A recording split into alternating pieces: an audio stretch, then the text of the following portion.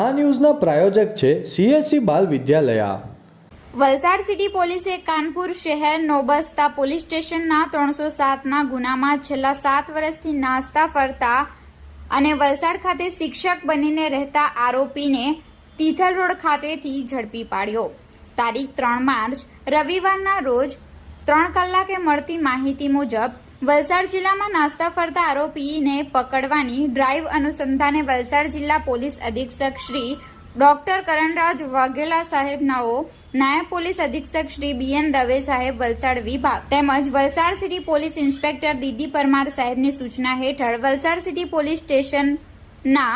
Shri JG Parmar સાહેબના surveillance સ્ટાફના માણસો સાથે ટેકનિકલ સર્વેલન્સ અને હ્યુમન સર્વેલન્સના આધારે કાનપુર શહેર નોબસ્તા પોલીસ સ્ટેશનના વિવિધ ગુનાઓમાં